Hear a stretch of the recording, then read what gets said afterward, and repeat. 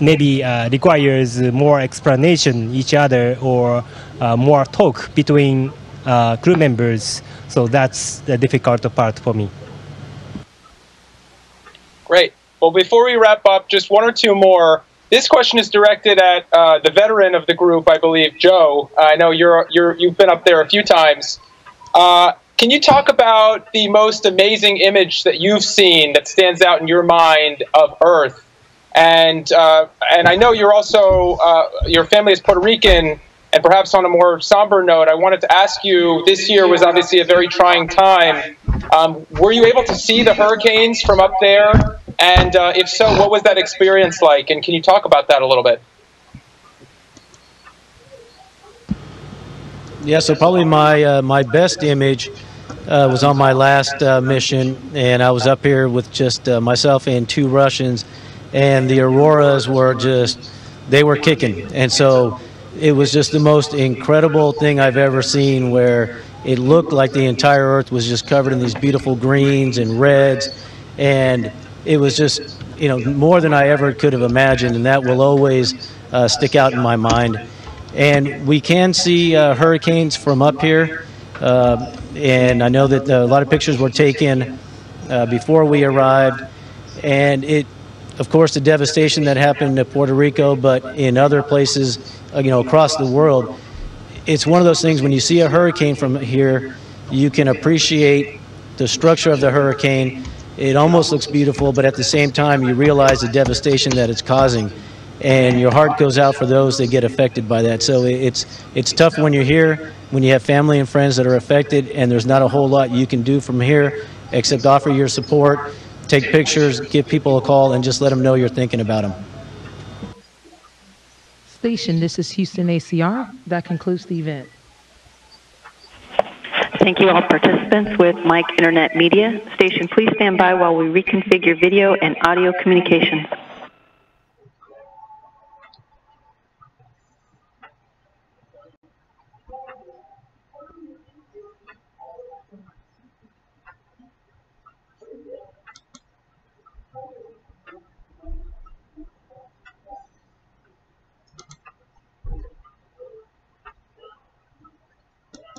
My fondest memory of Christmas, there's lots of them, but one that really sticks out right now is when my children were very young, and my wife and I would be staying up late making sure we're prepared for the next day, and just quietly spending that time together. And then the excitement the next morning as the kids got up and being able to share that joy with them is really, really special to me.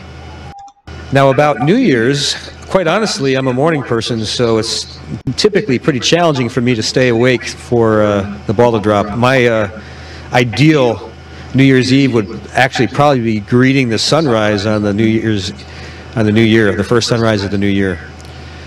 But again, something that sticks out for me as a really pleasant New Year's Eve was recently visiting some good friends in Colorado and hanging out just at someone's house, having a dinner party and playing some games and with our kids and our friends. Just lots of really good quality time together with people that we really care about. So my view of the planet up here is absolutely incredible. And I know this is a season when we all hope for peace on Earth, and it strikes me as something that really is doable and needs to happen from this vantage point where we see no borders. The Earth is a beautiful place. It strikes me from up here as a very fragile place as well. So looking back down on the Earth from above with this view that allows us to see much further than I've ever been able to see before really gives me a sense of affection for all peoples around the world. This is not the first Christmas holiday I'm spending away from home. It's always tough being away from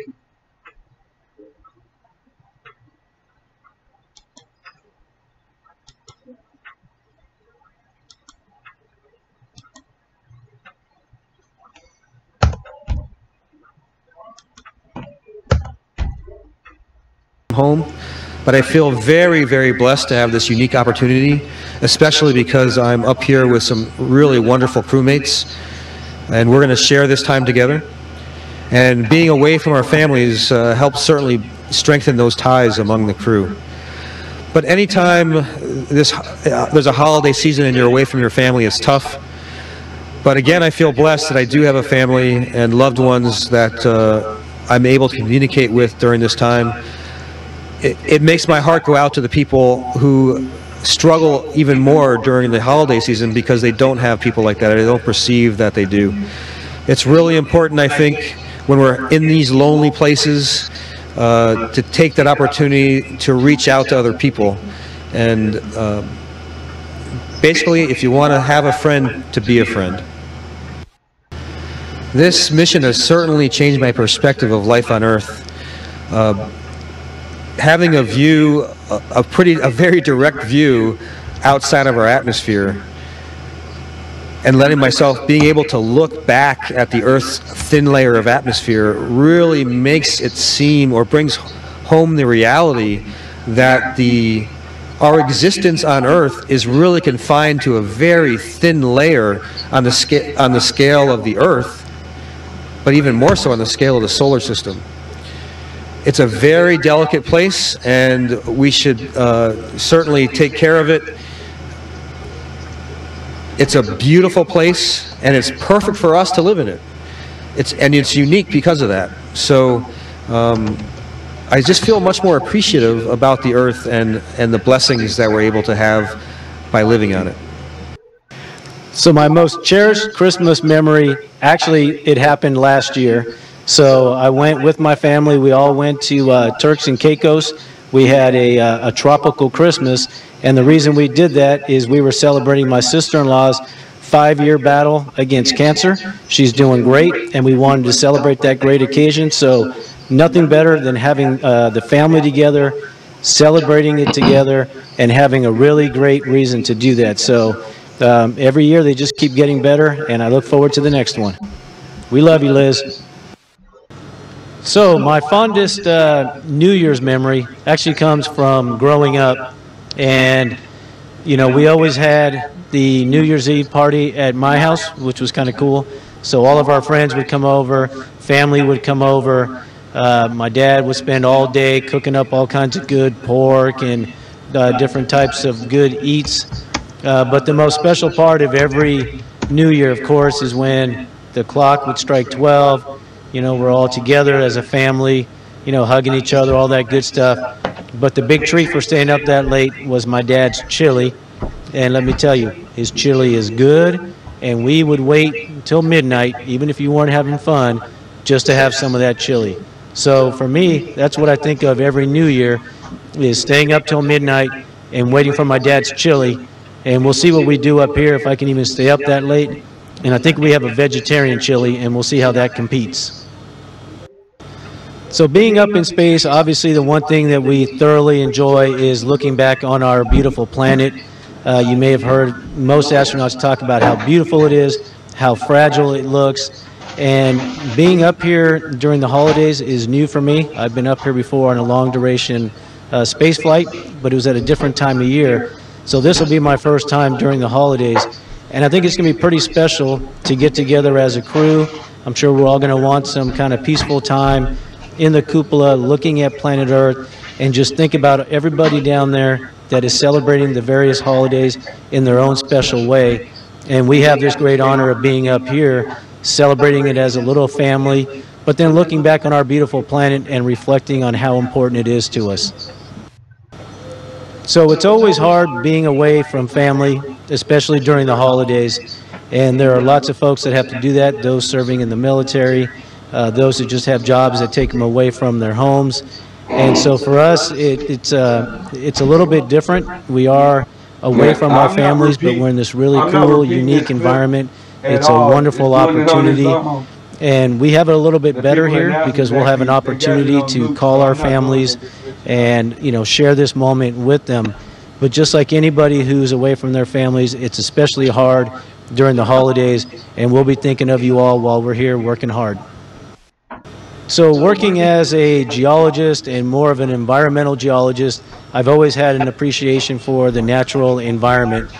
But being off the planet and looking back on it, it really solidified all of those things that I had learned in school, all the different life experiences that I had, is when you see the Earth, what you realize, and we were talking about this the other day, everybody is really an astronaut, because planet Earth is this globe just floating around in space, and just most of the time we're living on it.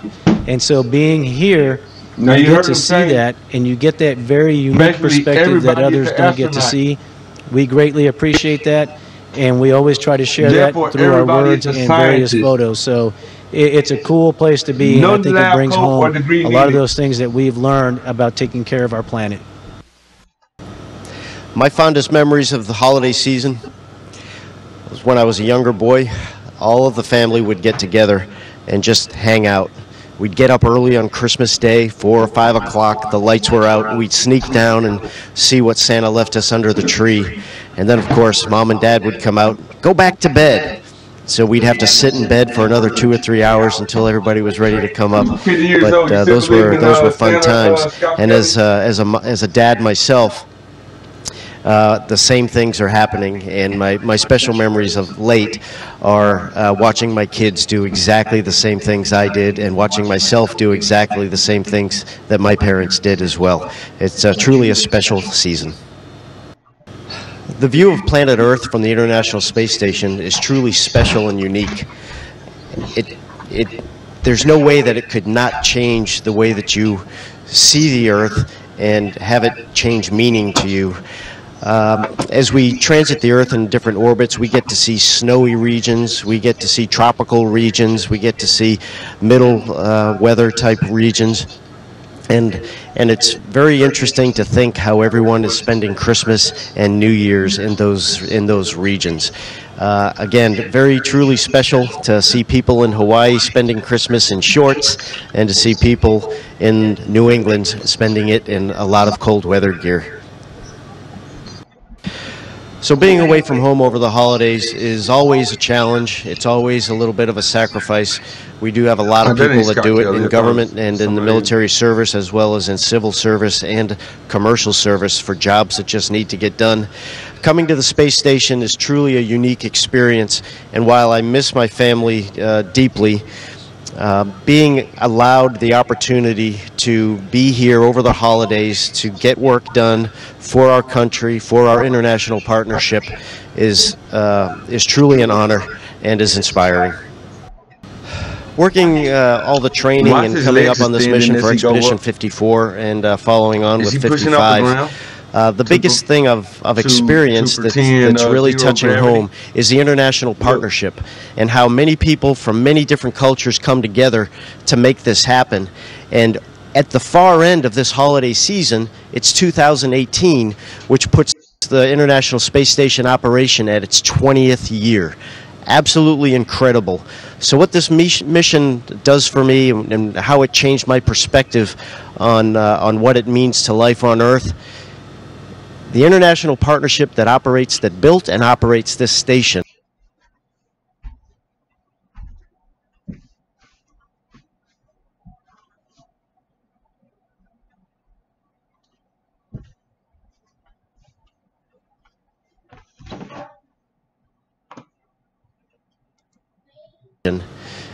is truly a testament to what we can do in international partnerships. And hopefully it's a good example of what we can do throughout the world.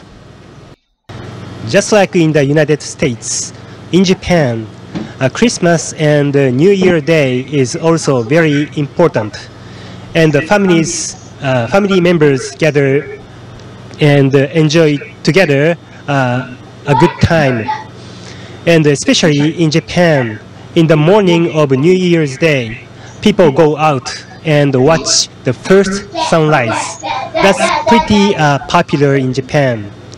I have a memory with my father walking in the very, very cold early morning in Tokyo to watch first sunrise. It was a fun memory for me.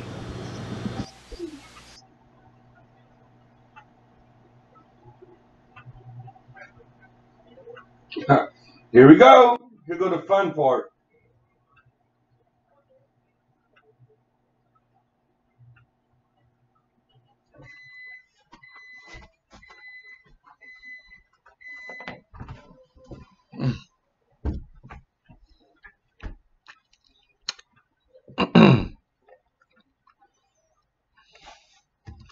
All right, so I'm gonna go ahead and open up this panel so we can have a little fun.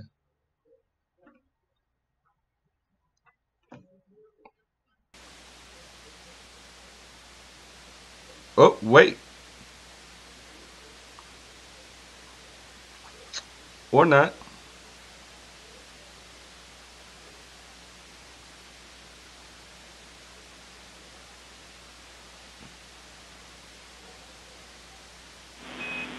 Station, this is Houston. Gentlemen, you're looking good. Are you ready for the event? We are ready for the event. Mike Internet Media, this is Mission Control Houston. Please call station for a voice check. Station, this is Jake Horowitz, the co-founder of Mike. How do you hear me? Jake, we hear you loud and clear. How about us? We hear you loud and clear, and we wanted to start by wishing you a Merry Christmas, Happy Holidays, and a Happy New Year from down here on Earth. And back at you. We wish you all the same. And thank you for speaking with Mike today. I think we'll start by just jumping right in. We wanted to start by asking you, how do you all cooperate across nationality lines? And can you share maybe an example or a story of how that international cooperation plays out in action? Well, the nice thing is, even though we come from lots of different backgrounds, even if in the United States, but across countries, we're all human beings, and we all love our families. We are great team players, and it's just not an issue at all. In fact, I'd say the diversity of our crew is a big contribution to the strength of our crew. And I would. And Jake, I do have one example, and actually it happened yesterday. So, of course, yesterday was Christmas, and we all had to work yesterday, and our Russian crewmates had some free time, and they actually set up a dinner. They decorated the Russian segment, and they invited all of us over for like a Christmas dinner. So that was pretty cool that it is more of a U.S. holiday, you know, for us here, but our Russian crewmates helped us celebrate, and it was a great evening. And if I understand correctly, do you all speak Russian as well as English and Japanese? Only one of our crewmates speaks all three, but most of us make a strong attempt at the second.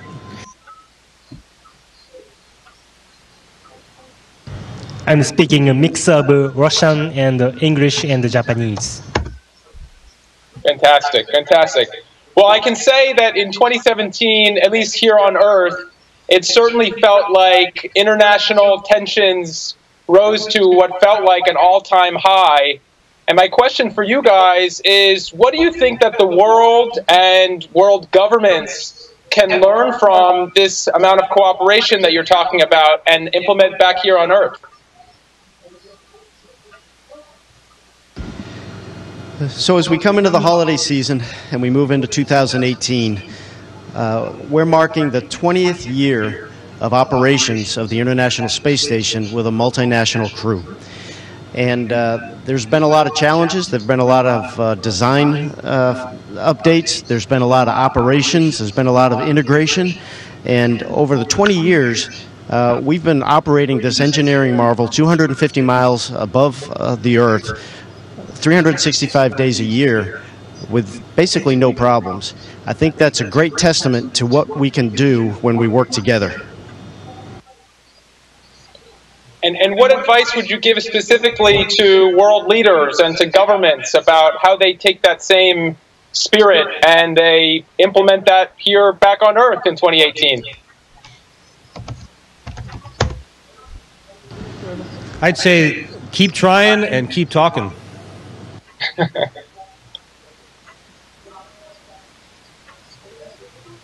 Fantastic.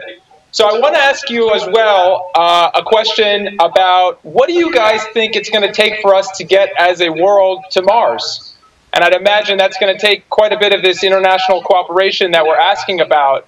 But maybe you could talk a little bit about what you think it will take and also how significant of a milestone and an achievement that really will be. So getting to Mars is the goal. That's where humans want to go. It's part of our evolution. It's part of where we want to go. But to get there is going to take a lot of time, a lot of effort, and quite a few years probably.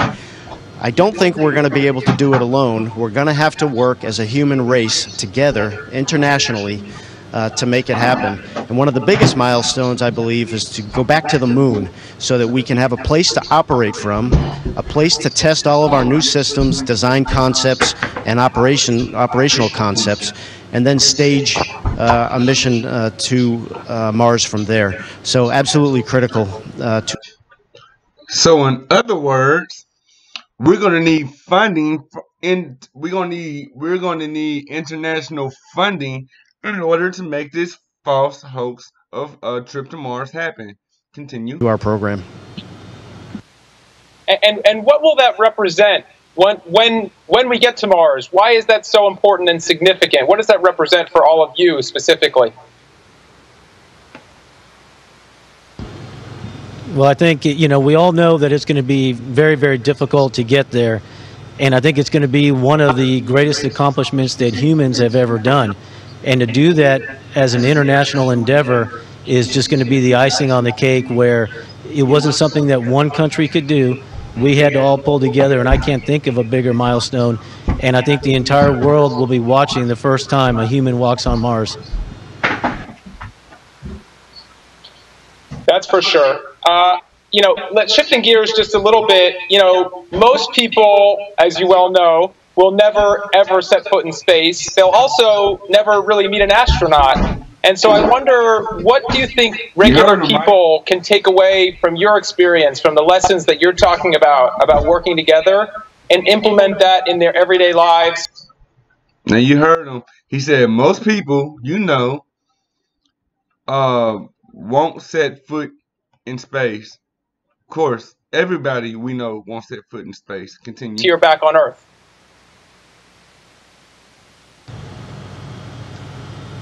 In my opinion, friendship makes everything possible. So working together as an international crew, we are always helping each other and doing great things every day. So to me, the friendship makes everything possible. Fantastic. Now I want to get to a fan favorite. A lot of our audience is asking if you guys can show us an example of microgravity in action. Let's do it, ready? Here we go. Wow.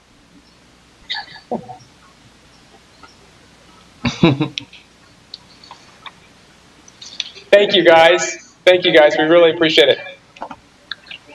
And before we wrap up, we just have one or two more questions. I wanted to go down the line and hear from...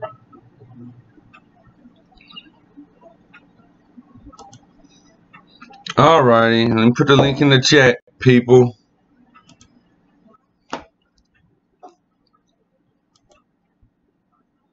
Oops.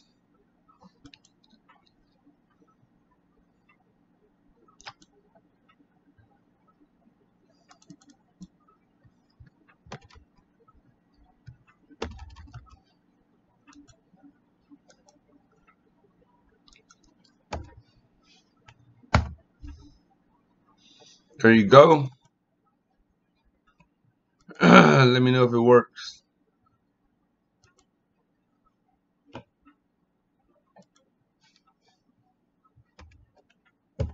I'm going to send it out to the family. Send it out to the family.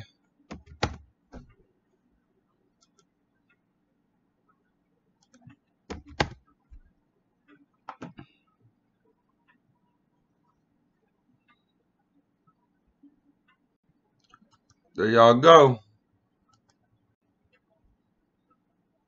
If it doesn't work in the chat, check the back chat.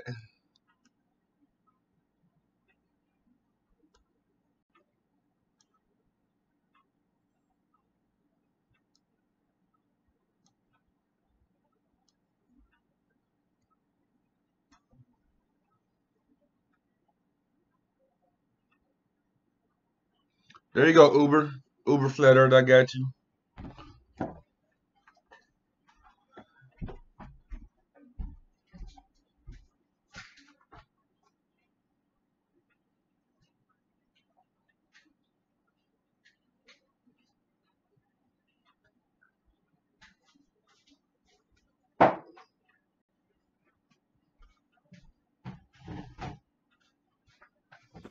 Hey, Yo, oh, man. welcome to Uber. Welcome to Uber. Welcome to Science Academy, Uber. Let me What's go up, ahead and bro? do a roll call before we get the panel started. So apparently, as far as that link in the YouTube chat, Yeah. I don't think mobile likes that. I don't think when you're using YouTube on mobile, if you click the link, it doesn't like just automatically open the app. Yeah, I don't I don't know why. Hold on, let me do a roll call real quick. Roll call, what was that? I see you. Danny Rosado, I see you out there. Rod Jones, I see you. Welcome. Uber Flat Earth, he's on the panel with me. Dojo Time, Dojo. I see you, my brother. And I believe that's it so far. Yep. Oh, White Lives Matter. Don't know what happened to you. Don't know if they were just a soccer account, but whatever. Welcome anyway.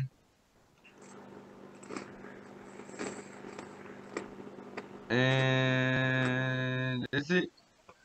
Well, Rod, that completes roll call. So, Rod, did you want to was you trying to get on the panel?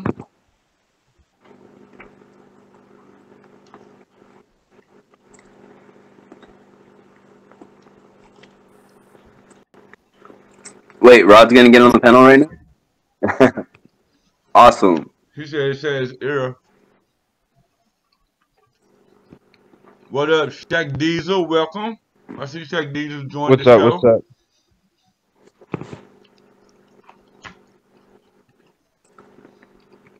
Yeah. So, Dude, Jamaican, have you ever talked to Rod or heard him talk on the panels? I haven't.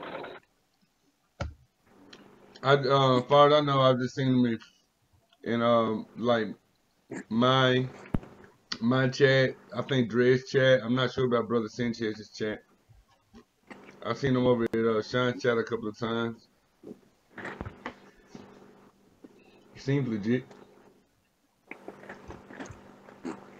Oh no, he is.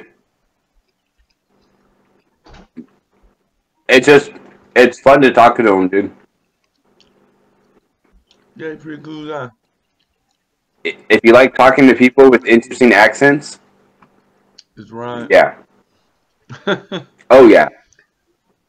I can't remember. I know I might have heard his voice, but shoot, I've talked to so many of y'all over the past several months.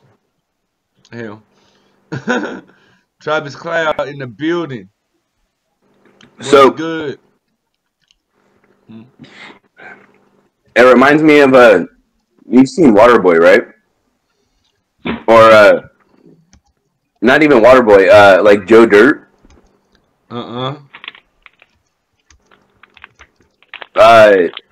The guy that he's talking to, where he's like, "Home is where you make it." When the guy was trying to tell him that, and he kept saying like, "Oh, you like to see homeboys naked?"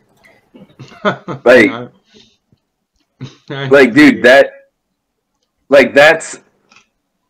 it's like the same kind of like dialect or accent, you know? It's like that. It's okay. Yeah, So- I'd love to hear him one day. You know, I see Danny Rosado joined What's the class. good? What's good? Not much. yo, Danny boy. What up? Long time no see, Uber. Nah. I see Cat Size in the building. Welcome, welcome to Science Academy, my love. But yeah, so let's talk about how dude said that we're gonna internationally need people, you know, from all over to help us with our with our mission to Mars. It sounds like they're trying to international get funding all over the world for some bull. Right? What are y'all thoughts on that? It's some bull. Yeah. They just want more money. But their wording usage is very interesting. Yeah, that's how I took it. I mean, that's how I heard it. Like, you know, he was like, America can't do it all alone. You know, basically, we can't do it all alone. So we're gonna everybody gonna have to come together internationally to make it happen. I agree, though. Yeah, it's so weird watching that clip, that video of them as they're standing there trying to look like they're floating. Mm-hmm. If that was real, they would be constantly like lightly bumping into each other, you know? Mm-hmm. Like they wouldn't all be that would be impossible if they were actually in like 0G, you know, like there'd be some kind of movements, would not be just right there in the middle. Exactly. It's like they can control. It's just like they can control their mass, right? If you will, they can control their mass in zero gravity.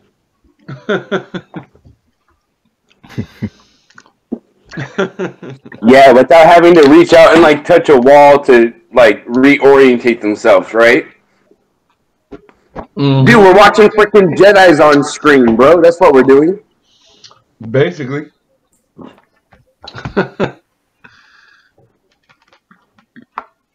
It just cut me though, man. He said that we're gonna have to come together internationally. Yes, so we're gonna go to do seminars all around the world so we can come together internationally so they can fund us the money to go to Mars. We see it coming. And everybody's gonna willingly take their is gonna willingly take their hard-earned money and give it to them. You know what I'm saying? Not to mention willingly take their word for it.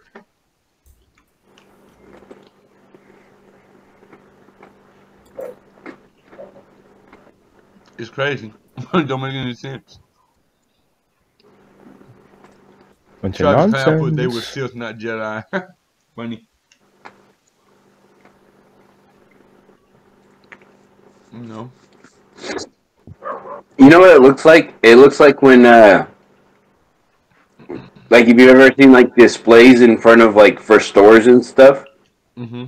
It looks like what you would hang something on to make it look like it's just hanging there without being attached to anything, you know? Like,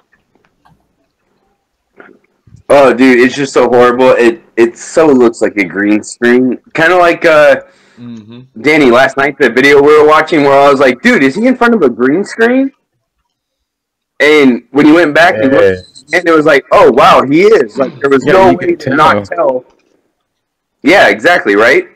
You can see the AI lines all around the edge of him. How he was kind of like popping out. That's what I see every time I watch something from the ISS, man. And then like, there's things that just don't look right. It never does. Not to mention he was live.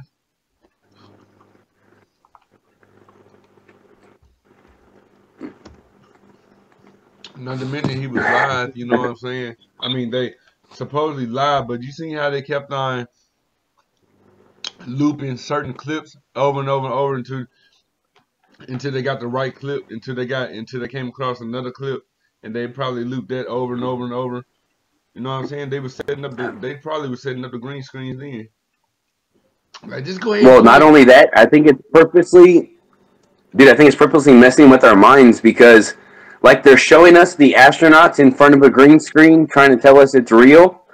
And then if you notice, it keeps cutting back to the guy asking the questions, and he's in front of a green screen without anything behind him. Like, it's not actually showing anything on his end, but he's standing in front of a green screen.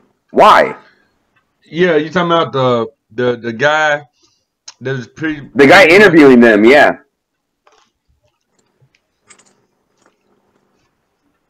Why is he sitting in front of an empty green screen? Exactly. Like that dude that was talking about the Orion thing, you know. The one that was like, we're going to put these... it's going to be put to the test.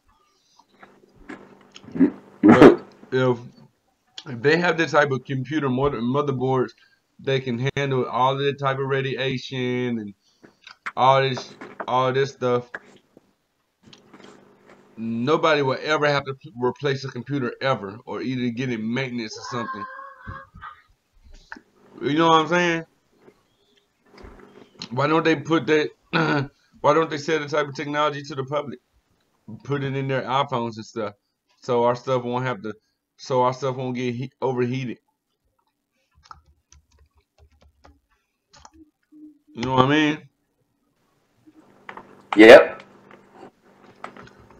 It doesn't make any sense. You got all this stuff or whatever. You know what? That's actually one of the things that Sean McCurry brought up when he was talking about the ISS. He was on. I don't know if you know who Sean McCurry is. He's the missile expert that talked to Mark Sargent. That dude. Mm-hmm. He did with the NATO missiles and stuff, the Sparrow missiles. He was saying that, well, if they have all this advanced technology for the ISS, why aren't they sharing with the military, which is like a big part of the government and everything, you know? Like, exactly. Why aren't they passing this along? Like, whatever they're using, everyone, like the people in the Navy, oh, hell, dude, it would help them so much if they had that same technology. Like,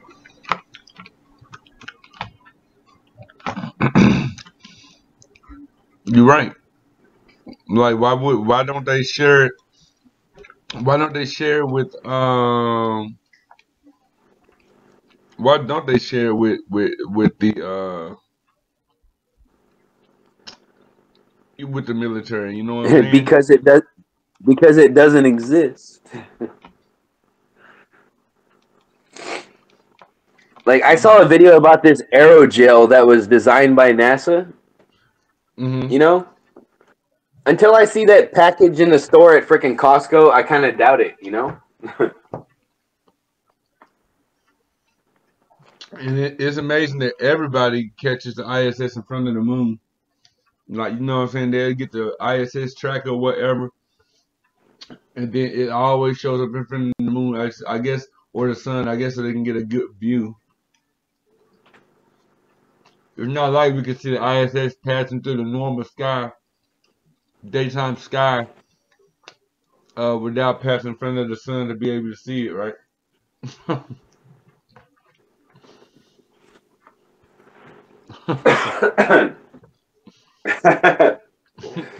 Dude, oh my gosh.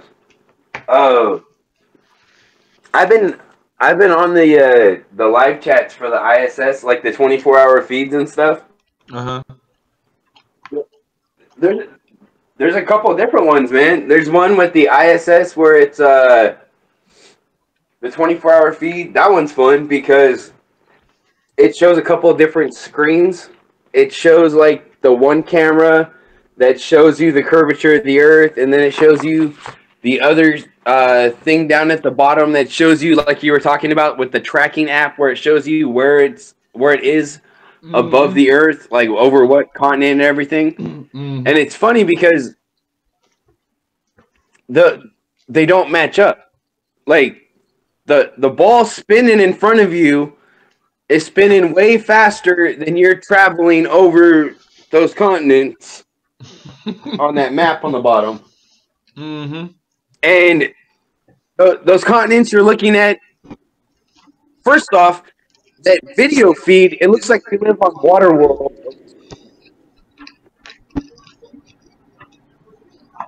And then when you do see a continent, it never lines up with the continent that you're supposed to be over by their tracking app thing, whatever. It's hilarious. Today I was on a couple different chats where the first I got in there and just started asking them like, "Hey, Thursday morning cartoons, cool," and like seeing if anyone would respond to it. Nope. Nobody likes admitting that they're watching cartoons, man.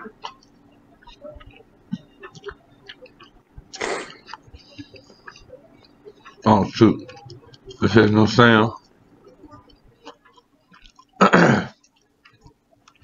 Hold on.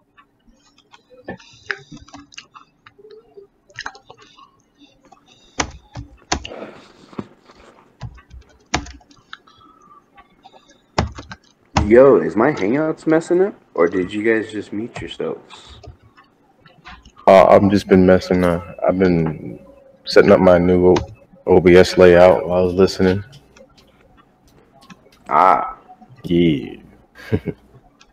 Yeah, there's just not much I can say because, like, as everybody knows by this point, like, I'm sort of on the fence.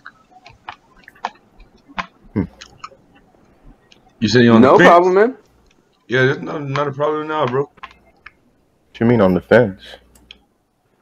Like you don't... On the fence, how flat Earth and globe Earth, I'm not really sure right now. Okay, so you're not 100% like decided yet. Yeah, because I saw that SpaceX rocket launch in person, and that kind of showed a lot of evidence for me. Yeah, like all the videos, like when you seen it in person, did it look like it was going up? Because like every video I've seen, that thing looked like it was going horizontal and towards the end, like it was just falling back down. Sky, dude. I live in Riverside. Shaq, where are you located, bro? I'm in Arizona, so that's why I was able to see it. Dang. Ah. Man, you know what? They they shot a big light bottle rocket in the sky is all they did. Basically. But well, hey, here's the thing about it. Here's the thing about it. It's like that smoke. The smoke that you very first see, because like I saw it happen like from beginning to end, like so like that smoke that you see in the very beginning, like that shouldn't have been able to be seen because it was pitch black here already. Like I know in California the sun was still setting, but our sun in Arizona, like it's set like an hour before that happened. So it's like that smoke shouldn't have been able to be seen. The only way that smoke would be seen is like if, according to the globe model, that the smoke is high enough that the sun can still reflect its light off of it.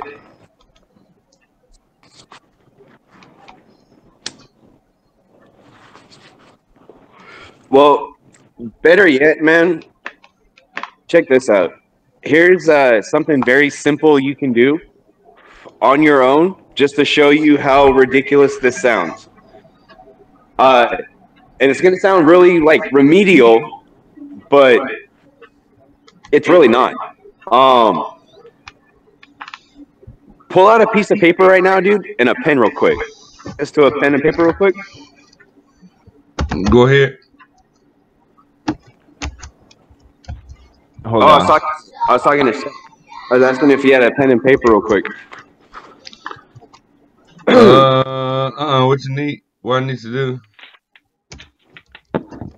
Okay, draw yourself age or somewhere near the middle. Draw yourself like a little sun. Okay. Hold on. I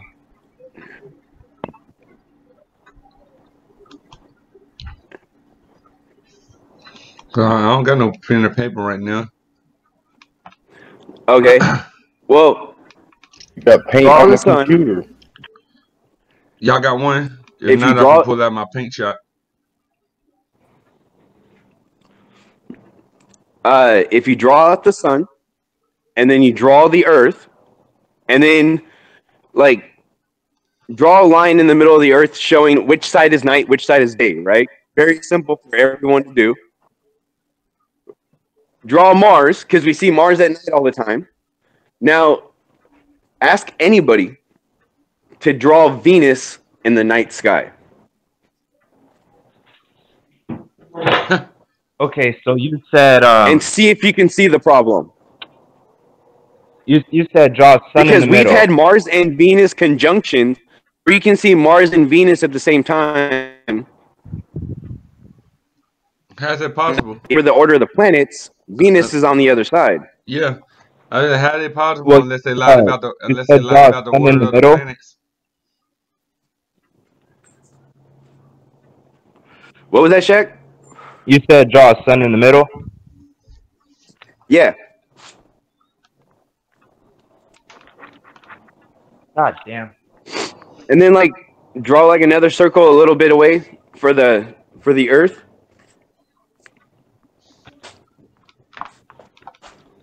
Another circle to the right for the Earth. It doesn't matter, dude. Because it's supposed to be going around in an orbit anyway. So you can really draw it. The line through the middle for which one is night, which one's day. Just leave some space, that's all. And then like, so when you draw the Earth, which side of the Earth has night and which side has day? Draw a line where it would be. Like, draw the Terminator line, okay? Terminator line. I like my God. Now, do me a favor. Draw Venus in the night sky, bro. It doesn't matter, dude. Because it's supposed to be... You can't. Okay? Exactly. Well, I mean, think about it like this, because, I mean, the planets are in the line. We know that. According to the globe model, the planets are not really ever aligned, except during like a certain time. They're not always aligned. We can agree on that, right? Yeah. Yep. So it's like looking at my screen. I just turned my camera on, so we're looking at it. This is the sun over here. Okay. Okay. That's Earth.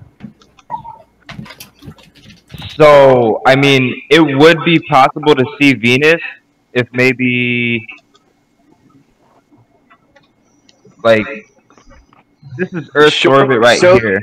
Try to show an orbital pattern where you could see Venus and Mars at the same time, dude.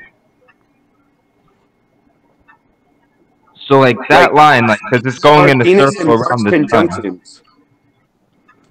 So, looking at the bottom of this line, if Venus is probably like right here or something, that would be Venus, then that's in a good eyesight for like people where it just got dark. They would be able to see it. That would be in their point of view. And then Mars would be like back here or something because it has a slower orbit. I'm trying to figure out. out. You see, now you're forgetting about the curvature of the Earth that is supposed to be there. You can't see around that, dude. You'd have to be looking through the Earth to see Venus because it's on a smaller inside track. Yeah, and I'm trying well, like I said, like I'm trying to where, figure like, out in a place where it just got dark, when it's completely daylight, like facing Venus. How's it possible when you look at the? I mean, I could bring up a model for you real quick, but when I bring up a model, I'm looking how it's completely daylight facing Venus. So how, whether it's twilight, dusk, or whatever, we still would not be able to see Venus at all.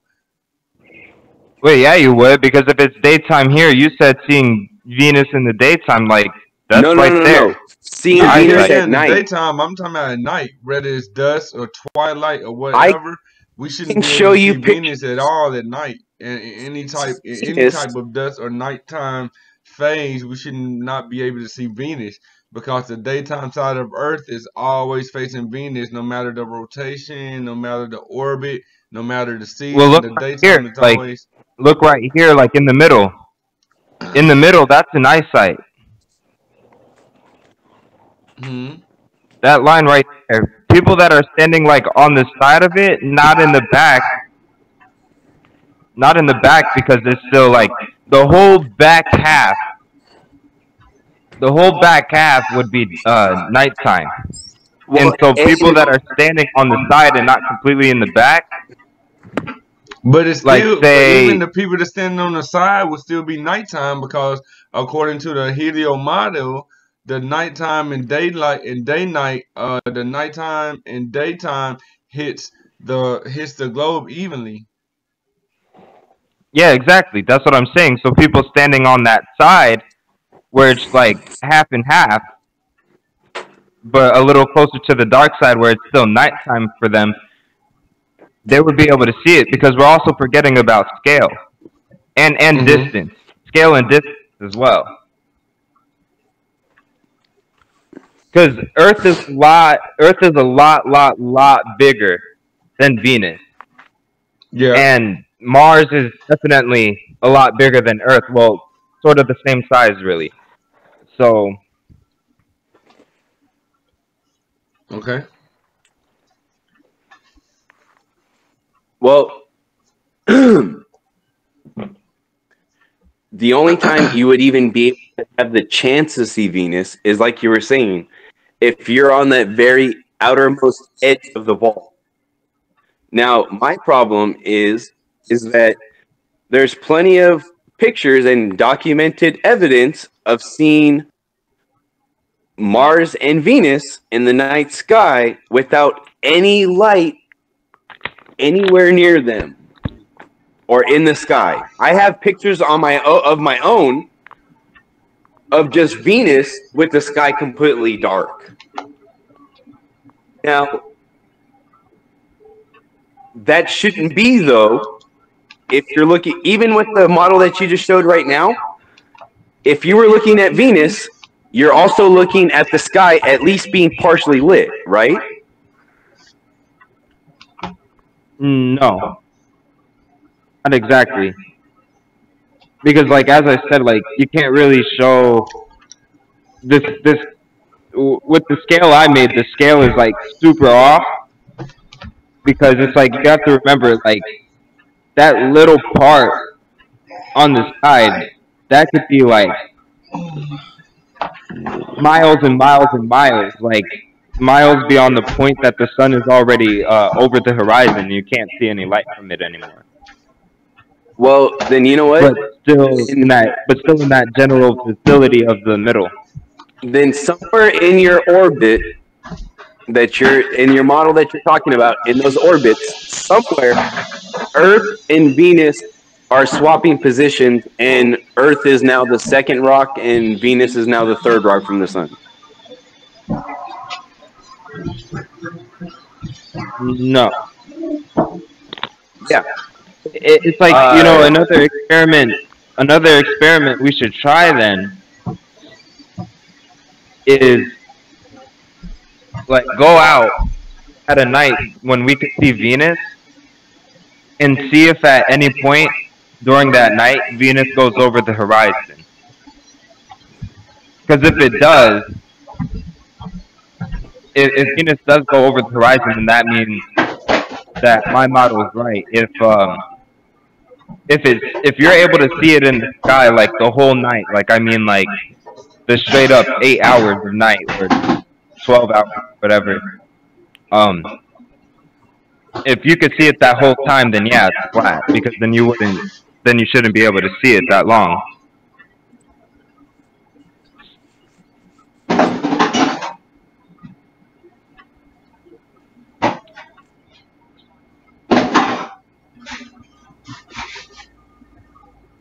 Yeah, I get what you're saying. It'd be very helpful to have like a time lapse of Venus, where, I mean, even if it's like 3 or 4 hours, like in the middle, wait, that still proves it wrong, you know? Like, it at least proves something.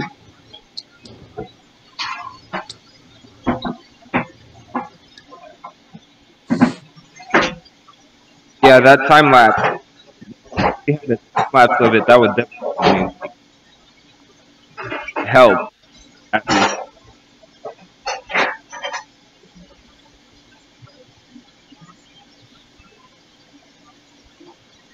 But it's just like that smoke being visible. Like, I don't understand, like, how the hell that smoke is visible. Not only that, last night when we were on Danny's channel, we were breaking down some of the footage and we were looking at it. And when some of these like P900s, when they zoomed in on it, and I was wondering when I watched the launch, in the tail, part of the tail had these weird other like smoke trails, you know? And I was wondering what the hell it was. Supposedly that was the booster falling off, and so like, you know, like the booster would be spinning around and shit. But yeah, because I saw that too. Like there was like 2 bright lights. One bright light was like in the front. The other bright light was in the back, and it was we like, got someone else joined the panel. What up, Underdog? Is it you? What's up with it, man? Oh, okay, cool. All right, you good, Shaq? The floor is yours, bro. oh yeah, I finished up. It was like there was like 2 bright lights, like, and in that big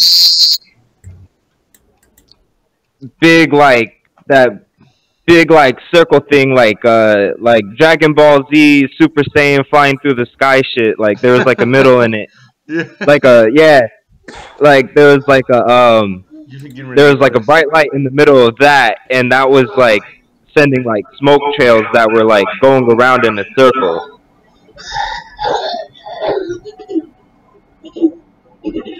Yeah, like we were talking last night, kind of like if you remember the Norway Spiral, right? Or any of those other videos where people are like, oh, they're opening a portal in the sky. No, just talking about crap that they don't want you to know about.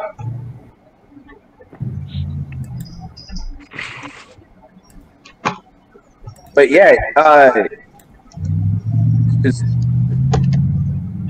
don't buy that was the rocket falling off or whatever, the booster rocket falling off. That's a bunch of crap, because that was way too much. That was blowing out like smoke rings, man. It wasn't even a spiral. It looked like it was puffing out smoke rings. Like, dude, it looked like someone was giving it looked like SpaceX was giving a vape show is what it looked like.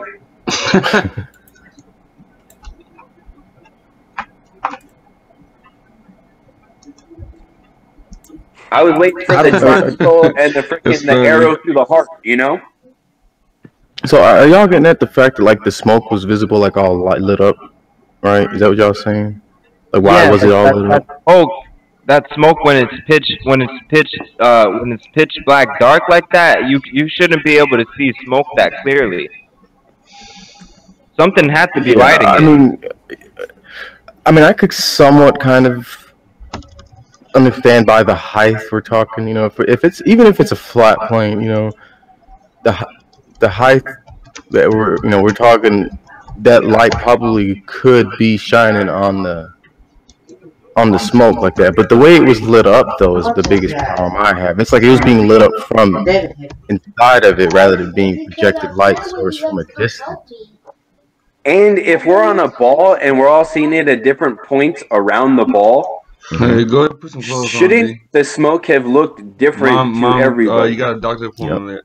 Like, shouldn't have there been different angles, different shadows, different points of view? Yeah, like so you live in California? Yeah, I live. So would you like? Did you get to see it in person or not? I was on Poncho and Vinny's channel talking to them, and they were mentioning the rocket launch.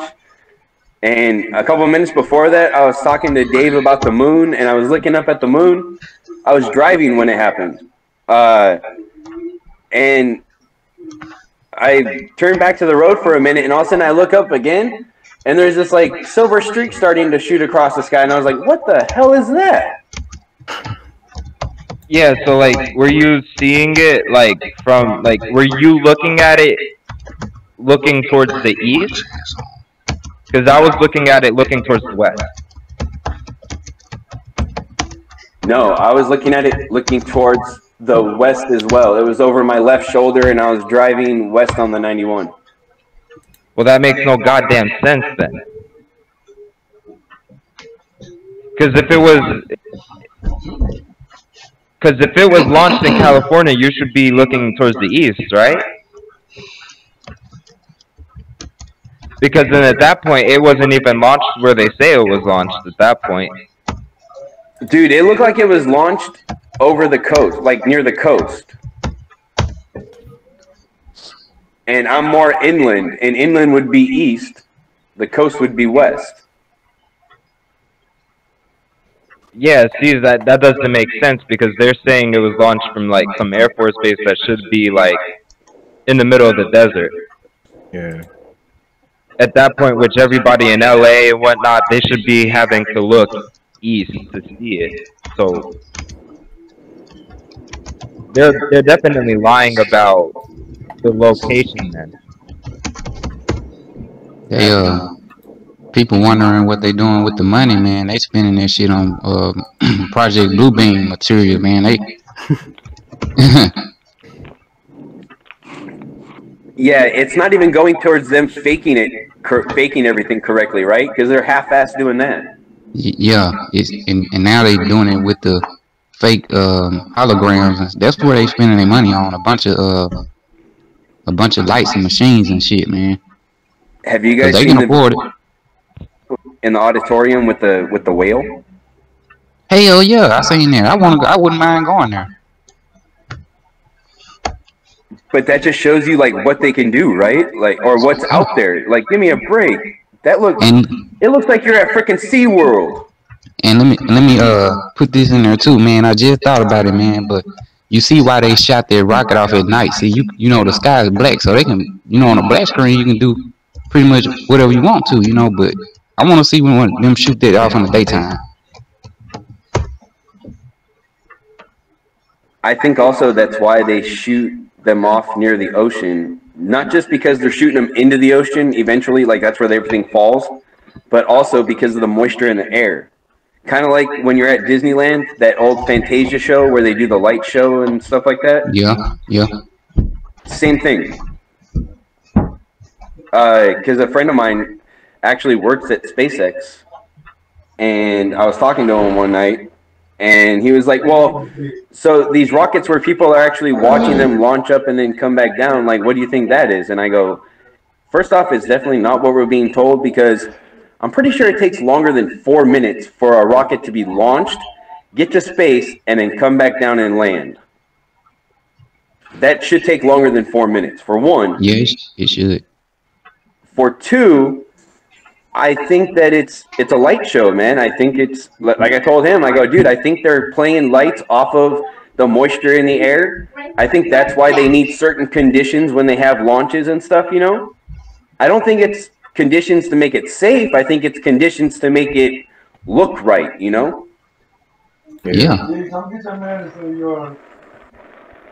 Yeah, man, because there's a lot of people out here who not up on this type of stuff like we are, man. Like a lot, man. It's unbelievable, man. The people that I can watch the live NASA feed, man, and they just in there just acting like this shit just real. I be like, oh my god, man. They got it so easy, man. They work is really not even cut out for them, man. Because people already believe in them more than they don't. So. That's why starting to screw up, though, man. They're starting to screw up, especially with stuff like this SpaceX thing. Because, dude, I was at the car dealership yesterday, right? and the girl I was talking to, I tell everyone that the Earth is flat. I got no. Who cares if they think I'm crazy? You know. And so I told her, and it kind of like hit home with her for a minute, and she goes, "Well, you seem like an honest person. Can I ask you about?" She's all, "What do you think about that SpaceX rocket the other night?" and I just started laughing. I go, "It's a bunch of bullshit." And she goes, "I thought so." Like, dude, they are screwing up, man. They're shooting themselves in the foot. Man. And people that don't ever question, it being flat Earth, and they question the fact that it was even a rocket, they're messing up big time. Exactly. Like, yeah, you also got those people who are like saying like it was a fucking UFO or some shit, like ridiculous stuff like that. Yeah, that's stupid. Well, that's just because there's footage over the last couple years where this rocket that SpaceX launched looks a lot like other things that they said were UFOs, were unidentified, whatever. As a matter of fact, there's a guy, Ephesians 6:12. I was talking to him the other night, and I was trying to go back and find where he sent it, but he's got a like a meme that he made where he shows an image from 1935 or something like that of the same damn thing from 1977 of the same thing, and then shows the SpaceX one in 2017. It looks the same? Yeah, dude. Interesting. Yeah, it's really interesting. More interesting is, like, you know those old paintings of like Christ hanging and being crucified and stuff that were made by the Jesuits? And it's, dude, okay, so these things are a couple hundred years old, yet, and I know that the paintings aren't actual depictions of what was really going on then, but these things are a couple hundred years old, and there are things flying in the background, okay? Like, what gave them the idea to put that in a freaking painting? And when you look at what they painted, dude, it looks like if someone was to make a painting of this SpaceX rocket and wanted to show you that there was an actual person in there, this is what they would have painted, dude. What we just looked at the other night. It looks exactly the same. Like, even the shape. Well, that's called predictive programming, you know? Yep. Yep. And you said who got those paintings? Because he said the Jesuits made the paintings, and so like they're part of the dude, there's a ton of them, man. If you look up like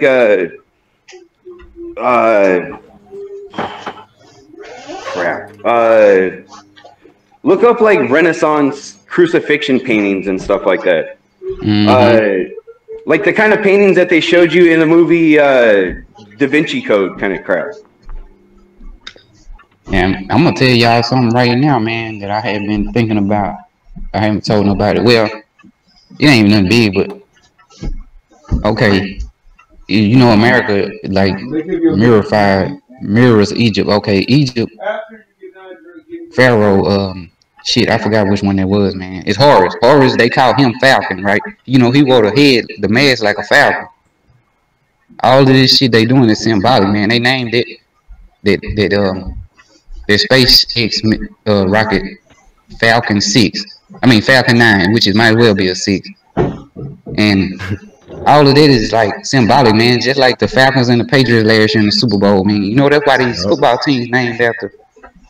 If y'all know what I'm talking about.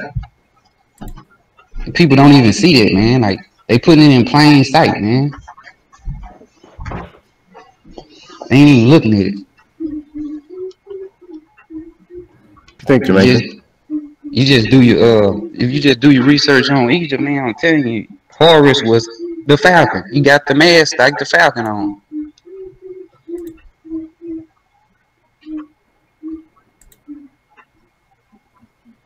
Yeah, but then what would they be? Interesting, bro. That's Thank you for that bit of info. But exactly, what type of point would they be trying to prove with that, though? I ain't gonna say they try. You know, it's just like I forgot it's a monument. It's over there in Egypt. They got one in Mississippi, and they got one in Washington. You see, they mimic Egypt. America does. That's all I'm saying. I ain't, you know, it don't. It. All I'm saying is the name and people don't even catch on to it. Huh, go ahead. The other thing about it, they're not mimicking Egypt. They are Egypt. Real talk. I'm with you on it. I dig that. It's like the Greeks, the Romans, the Egyptians, America, England. It's all the same shit. I would argue it goes even farther back than Egypt. I would say it's all Babylon, bro. Hell yeah, man. It's dude, it's nuts. If you guys have ever come across anything about Rob Skiba and what he deals with Nimrod, wow. Now I have to check him out on it. Yeah, it's crazy.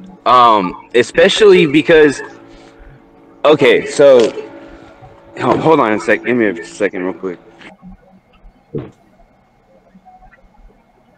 Up in Jamaica. Sorry about that, guys. Somebody across the street turned on their compressor. But, like, what was I saying? With Nimrod. Damn it.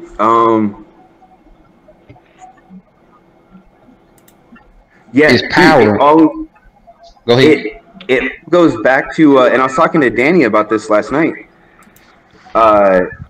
About how you see a bunch of what people like to say is the Trinity through a bunch of this stuff like Babylonian, Egyptian. They're like, see, there's the Trinity. 1, 2, 3, okay? But that doesn't fit. That is a Trinity, yes. And it's a Trinity that's been spread all throughout time. But if you understand the Trinity at all, the way it's actually written in the Bible, then it's you don't get it. You can make up all kinds of crap. You're thinking about 3 different guys sitting around in a room somewhere, you know, like, yeah, what the hell? And at the same time, they're saying, yeah, we're all one. Kiss my ass. 3's 3, 1 is 1. Okay, I can count to 3, and I know what 1 is. But if you look at how we speak, every time you speak, dude, you are a representation of the Trinity. Think about that. Because when you talk, 2 things come out of your mouth: your words and your breath. There's no denying that. You ever tried to talk without breath with the wind knocked out of you? It's kind of hard. It really hurts when you try, actually. Okay, so you can't speak without wind, and it's kind of hard for people to hear you if you're not speaking words or some kind of sound, right, to be considered words to be interpreted. So you need words or some kind of vocabulary and breath. Well, in the beginning was the Word. Okay, so now you have the person speaking, which would have been the Father. You have the Word, which if Christ is the Word, then there you go. Now you have 1, you got 2. But they're still, I mean, are your words not part of you? They're nobody else's, right? They're just yours. So, like, you have the Word, and then you have your breath, bro. But you actually, that's your spirit. Every time you breathe, you are breathing out your spirit. Because the word spirit is ruach in the Bible, in Hebrew, and it means spirit, breath, and wind. All the same thing, no difference. But yeah, you also have to you also have to realize the Bible, they stole that concept. They stole that concept from the ancient Vedic, because in ancient Vedic teachings, that word that they say, because they say the word is what God used to create the earth, but they don't tell you what word He used. That word was Om. You know, and every time you Om, what are you doing? You're releasing your breath, it's the vibration and the sound. Okay, I'm back, fellas. Now, Underdog, Dojo Time wants you to help him explain. He says in the chat, hiding symbolism in plain sight brings him power. Help me understand. He wants you to help him understand that. Flat Earth Underdog. Hey, Jamaican, I figured out why you couldn't get your monitor to work. Okay. I just had the same problem. Okay. Give me a second. Let Flat Earth Underdog answer Dojo's question real quick. I'll tell you in the chat. Okay.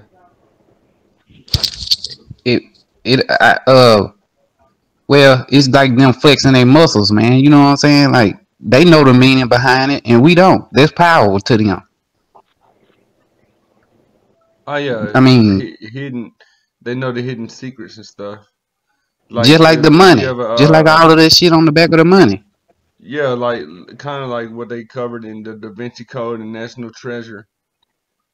How because people don't chasing him all over, and also Enemy of State with Will Smith and Gene Hackman.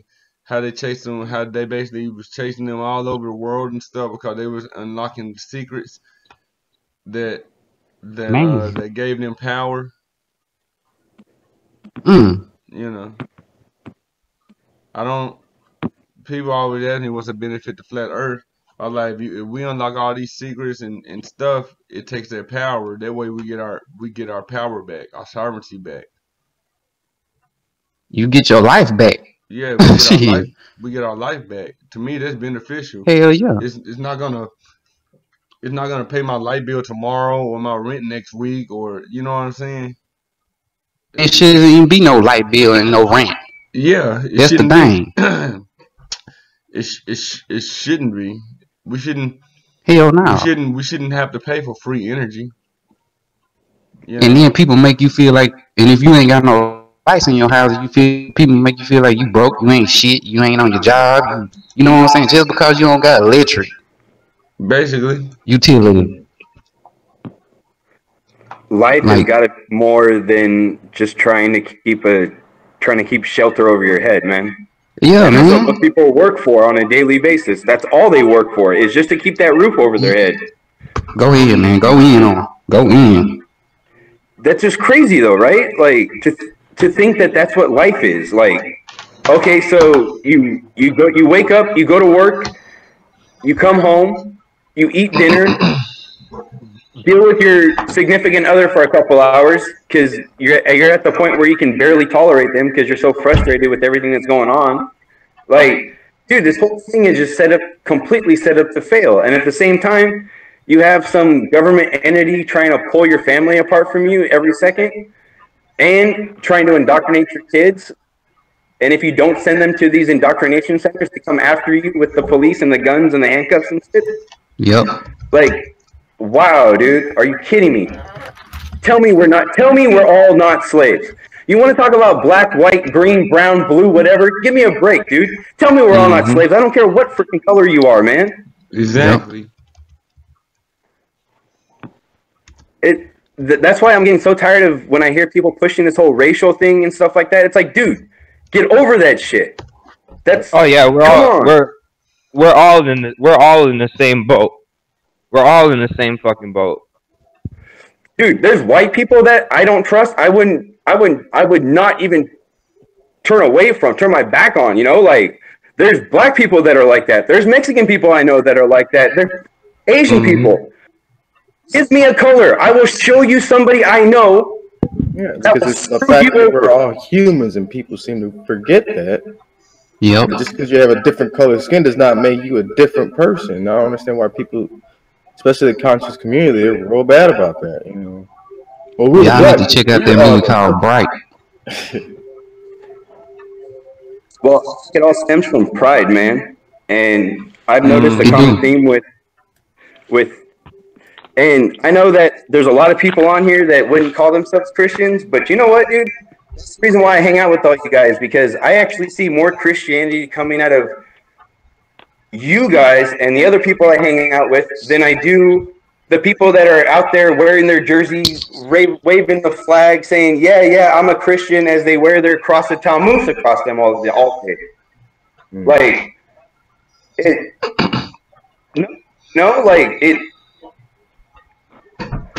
They're happy. They're happy in their little.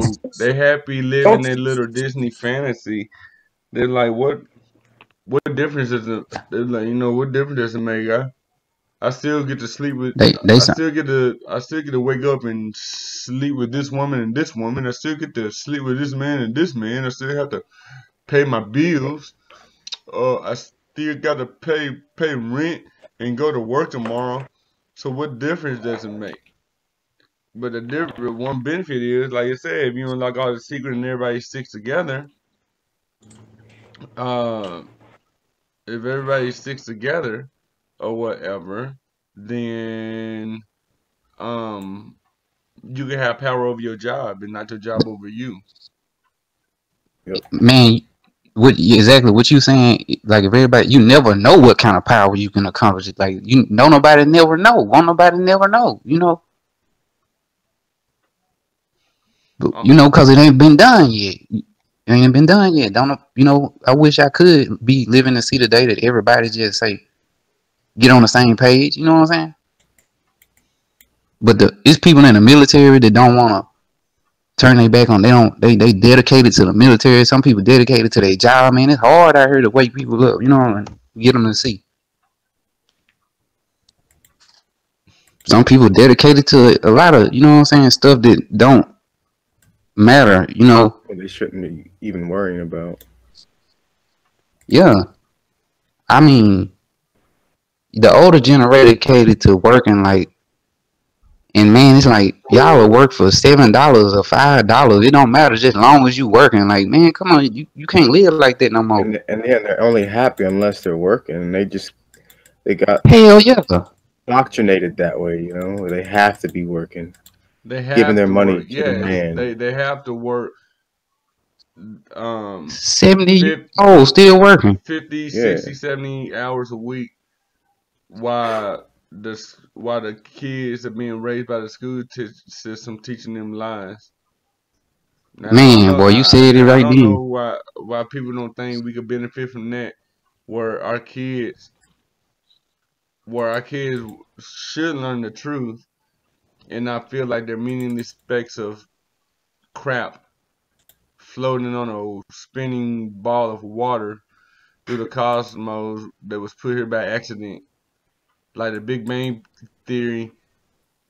Like the Big Bang Theory had sex with another force, and the condom busted, and everybody was put here by accident. I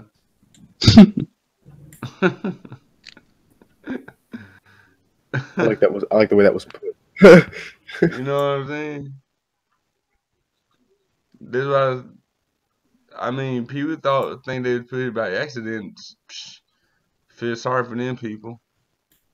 So right. So every year, you know what I'm saying, we go to our jobs every day. We get promotions so we can feel meaningful on this meaningless speck of dust. While every birthday and holiday or Christmas, everybody got their hands stuck out waiting for gifts and rewards to feel meaningful on this meaningless speck of dust as well. And then you don't even own the place that you work at, and you can't go and give your child a job. You're not the owner of that, but you dedicated to it like you the owner of it. Like, you know what I'm saying? Like, it don't make sense to you to work 40 years, 50 years somewhere, and then when your child turn 21, you still working. You're not even a boss. You have a boss. You can't even give your child a job. You don't have nothing for them. You could have been building shit up for 20 years, but you want to work for somebody else for 20 years. Don't make no sense, man. It really doesn't. You know, I just don't get it though, man. And I really get tired of the same question over and over and over. Like, I know people get tired of me hearing flat earth, me talking flat earth or whatever, but a lot of times I be in a group of people and don't even open my mouth not once. But they open their mouth like just out the blue. So you really think the earth is flat or whatever, right? And after I'm trying to, you know what I'm saying, be cordial and, you know, respect everybody's indoctrinated state of mind. Beliefs and everything, yeah. You know what I'm saying? Then I get put in a position like, okay, you asked me, so now I'm finna talk about it. You know what I mean? I'm not finna, you know what I'm saying? It's like, but it's like the way to ask is like out of mockery or whatever, you know what I'm saying? Mm-hmm. But then when I start hitting them with facts, like, why, when I start hitting them with facts, then it becomes like, you know, they begin to get annoyed and stuff. You know what I'm saying? Like, well, you shouldn't have asked. I ain't even mentioned flat earth once. But, you know what I'm saying? Yeah. You can ask me a question. You don't expect like out of mockery or whatever. You know, it's crazy. But go ahead, I got a phone call. Hello. Hey, boo. What's that? Go ahead.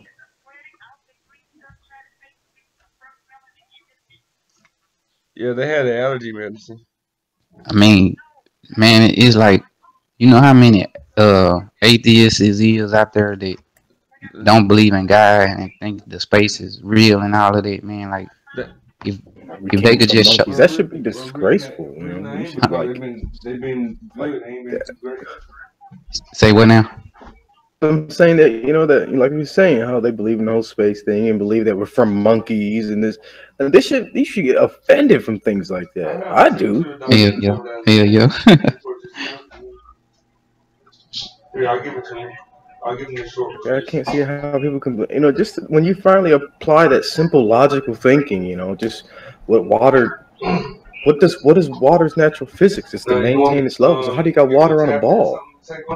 Man, how does gravity hold all this water, but yet a bird can fly, a newborn baby can move its arms? How can there be so much things defying this incredible force of gravity? Then man, even in finally get slapped with reality. Like even in a swimming pool, when you go from the shallow end to the deep end, it's a slope, but it ain't a curve, and you can't see that. And it's still not a curve. That's as much as you gonna get a slope or some shit like this around here. You ain't gonna get a whole curve where it goes and meet back up with each other on the other side. Like, man, come on, man. With water, spinning water, like, oh Lord have mercy, man. Like, it's marvelous for somebody who got a good imagination, who don't know no better, man. Cause I was there at one point in time, and I was like, I was into it just like I am with this flat earth stuff. But when it came time, like, I never seen the asteroid come, Nibiru never came, certain shit I never seen other planets pass by. I said, hold on now, something ain't right about this story. Exactly.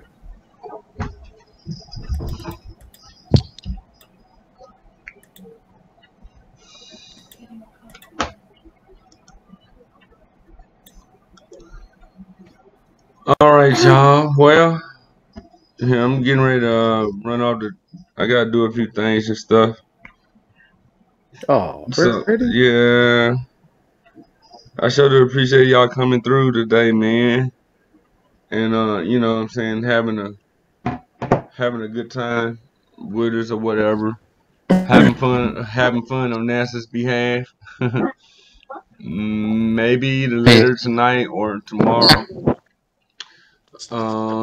We can have more fun. We can have another class party for NASA, right? So, I appreciate everybody. I'm doing one final roll call real quick before I get up out of here. Dojo Time, I see you. Thank you for joining. Rod Jones, thank you for joining. I believe What Was That up in here? There he is. What Was That? I see you, brother. Thank you for coming.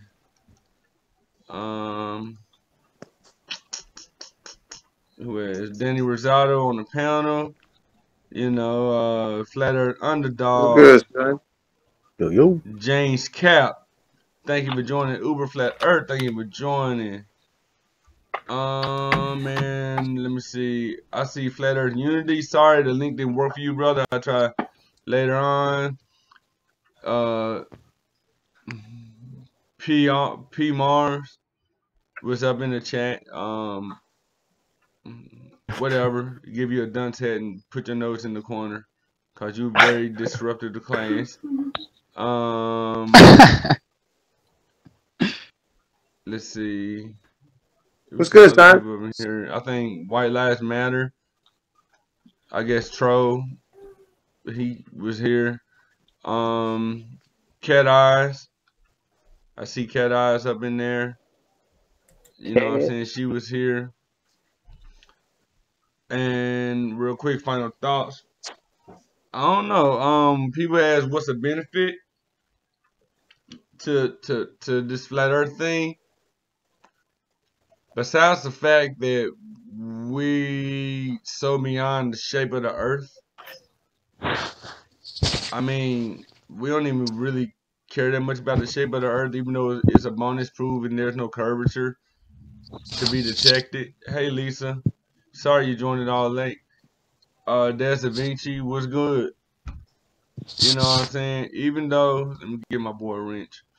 But even though, like, I mean, there's really no benefit. Like, I mean, I can't pay my rent with this knowledge. I can't pay my lights or my water with this knowledge. I can't pay my car note with this knowledge, right?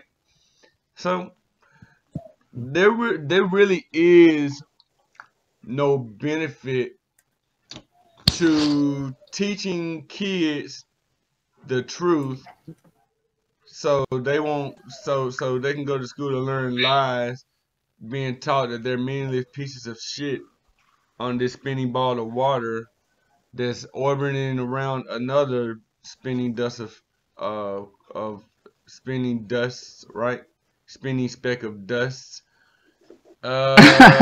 And that doesn't matter. You know, it's really no benefit to working 50 to 60 hours a week away from your children, 70 hours a week away from your children, hardly being able to see them while they're being raised by the school system to be taught lies. Yep. That's being forced to talk, being forced to learn lies. It's the teachers that are being forced to teach lies because they can't teach outside the textbook without being terminated or fired from their separated from employment.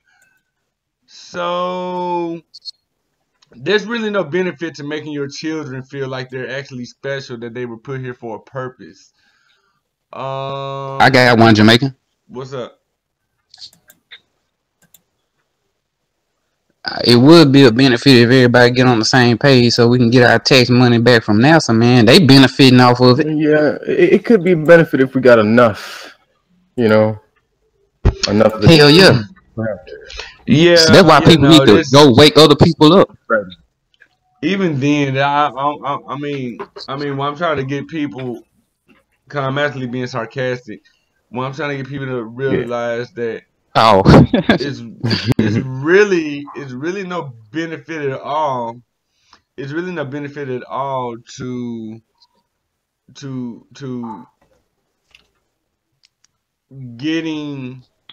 stop funding NASA so taxes to stop eating your paycheck that goes towards them. There's no benefit at all to coming together to having free energy that we're paying for. There's no benefit to that at all. So we won't have to have $200 light bills during the winter time. No, there's really no benefit to that. Yeah. There's no benefit 250. to having a $100 or $200 water bill of free water. There's really no benefit to that. I don't know. I hope I answered everybody's question to what's the benefit of flat Earth. I thought long and hard. Spiritual freedom. I thought long and hard about it, and I'm gonna speak on the benefit. Huh? I'm gonna speak on the benefits. I'll speak on it. Go ahead. I said I could speak on the benefits of flat Earth. Go ahead. The benefits of flat Earth is the brother G just said it. He said spiritual awareness and freedom. Mm-hmm. Like the globe model entraps you. The flat Earth model frees you, because with the flat Earth basically says that there's more land beyond the rings, and what they're protecting is the land, and what the land is, the extra land is our freedom, and that's our way to live life the way we want, and that also is the destruction of what they built here. You know what I'm saying? Basically, like, yeah. If everybody thought that the world was flat and knew that there was extra land, right? Nobody would want to live on any one of these continents that they call Pangea. You know what I'm saying? They would just want to bounce out and go and try to discover something new and create their own. Yep. You know, the currency, the money, what we use every day, what that really is knowledge. Money is the knowledge. That's the reason why I put the pyramid on there, because the knowledge is being withheld. Okay. So yeah, really, the more money you have, the more knowledge higher. You know, but that's also BS, because we all free. You know, it's about what you truly want. So really, there's no so I say the truth is the true currency. So really, well, not what's to be the like benefit of flat Earth? There's really no benefit of knowing that you probably could have possible extra land to live on out there, so you won't be enclosed and landlocked to the area you live in. There's really, well, I mean, that's just like there's really no benefit to knowing that you can cash in on your birth certificate that they got keep hidden from you, that they have hidden from you to continue to make you feel like a meaningless piece of shit on a spinning ball of water. They get because we shouldn't even be going back to that in the first place. I can feel it. You know, yeah, so there's really no benefit at all. We just doing this for the hell of it because we have nothing else to do with our spare time. Right. That's why we talk about flat Earth. There's no benefit to free energy. There's no benefit to taxes coming out of your check that can actually go towards your rent. There's no benefit to extra resources like gold, silver, zinc, bronze, copper that they got hidden from us, gas, oil. There's no benefit to finding all of that. There's no benefit to making your kids feel like they're special, except for Sundays when you force them to go to church and learn a bunch of other lies. There's really no benefit at all. We just doing it for the hell of it. So I hope that answered everybody's questions. What's the benefit to flat Earth? I answered the best way I could. I hope y'all accept that answer. Until then, I appreciate everybody. Want to shout out your classroom before I dismiss? I was trying. I want to hear what the brother Shaq had to say before we burn out. He was trying to say something. Oh, I'm sorry. Go ahead, Jane. Finish with Yeah. Hey man, I'm gonna start a stream up on the build. If y'all, you know what I mean. So I'll send a link out to this chat right after. If y'all want to, I know he's about to Science about to buy this. Shout out to you, Science man. I appreciate everything you do. I'll come through. Problem, man. You know, we don't do it for the benefit. I mean, I never knew that the truth had a price on it. maybe we should do. Nah, I mean the take donation for there, brother. Maybe we should do like Young Pharaoh, right? And charge people Right, we'll, $50 at the door to get some truth, to get some knowledge. nah, we don't charge over at the bill, bro. We don't accept donations. Yeah, We James, don't I'm accept gonna over there in a donations. second, bro. Not a Put problem. it up. Anybody want to shout their classroom out? Flat Earth Well, Underdog. yeah, like I was just gonna say, like, Oh, go ahead. as far as the not to be like a pessimist or like negative or anything, but it's like I would go now. you I was saying like now. saying that there's land, saying that there's like more land beyond the ice wall. That's sort of like saying the same thing as beyond like to live on beyond our solar system, you know? Yeah. Yeah. It's sort of same thing. Like I have to put that out there. Well, hey, ain't nothing wrong with that, man, because we haven't proved nothing yet. It's especially if you look at it like in a spiritual sense with like you know, like telekinesis and astral projection and teleportation, shit like that. Yeah. But we do know there is an actual center though. Yes, absolutely. And also to add, there is no like if there really is no benefit to letting people feel meaningful on this so-called meaningless speck of dust, then maybe a lot of people wouldn't join gangs. They wouldn't be gang members, right? Because a lot of people join gangs to have that type of closure, to feel meaningful, right? For the simple fact, they believe they're meaningless specks of dust. So they join a bunch of violent groups to feel meaning. You know what I'm saying? If you mean anything to this gang, you go kill his mama. Not and not a rival gang member's mama, just a random person if you want to be part of this gang, and they do it so they can feel meaningful and accepted. You know. And then some of them go to jail and come right back around to where they supposed to where we are right now. And you didn't have to go to jail to be there. You know, you just didn't have no choices. You didn't think you had choices at the time. Yeah, you didn't, right? And then You wanted to feel a part. then, you know, like I said, they can go to church and feel meaningful. You know, Jesus loves you. Can I get an amen? Wow. Because he died, and on the third day, he rose up. He rose up for you and your sins. Just so you can feel meaningful, right? Yep. Wow. But anyways, let me stop there before I really go in, because it really pisses me off when people ask that damn question, right? But I was being sarcastic, you know what I'm saying? But like I said, That's gonna be the next bill, man. When you crank it up, make sure you put that in the details down there. Hear some preaching. About me. Why do we feel so The benefits of flat Earth. You know what I'm saying? Yeah. The benefit of flat Earth. And Hell yeah. And I'm gonna preach the opposite of the benefits. You know, before people already. ask, you know what I'm saying? Maybe I do need to do more constructive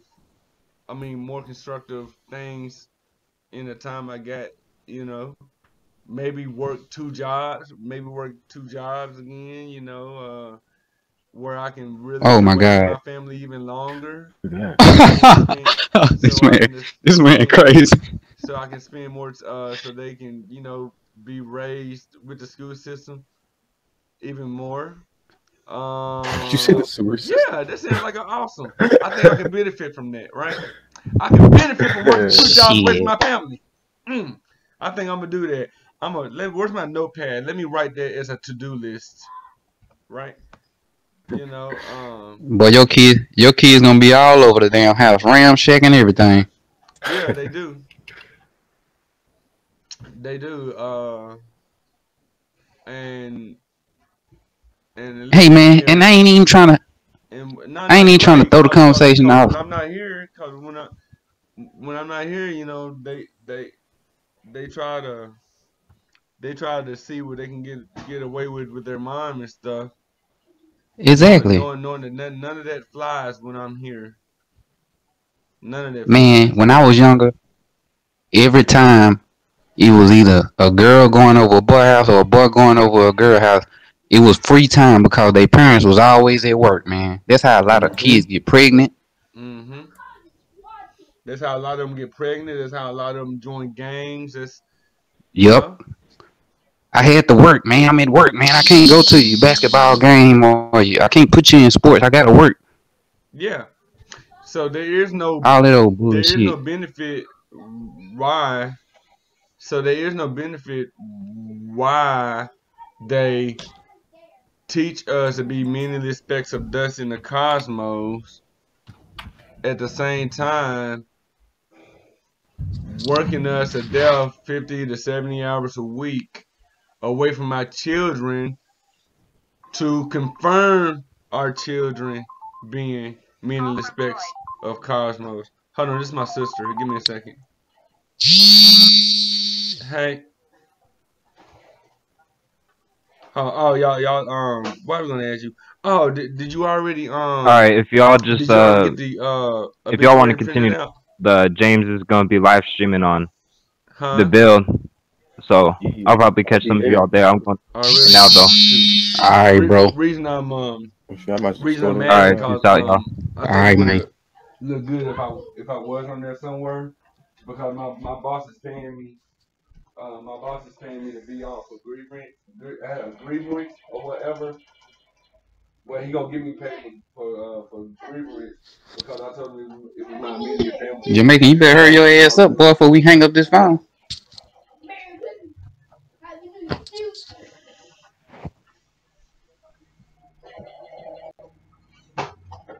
Okay.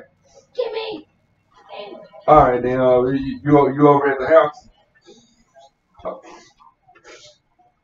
Okay. I'll be over in a little bit when the kids leave. All right.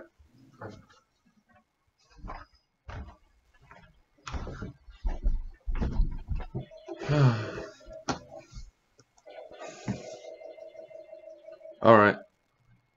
All right. I see. Some people already. Yeah, they burned out. Already left, son. So yeah. So. We'll see you when you come back, man. We'll get your notification. Sure enough. I appreciate, like I said, I appreciate all y'all coming through, and showing some love or whatever, you know. And as always, be kind to each other. Find a benefit to your life. Stay true to yourself. Stay flat. Keep it flat. Class dismissed.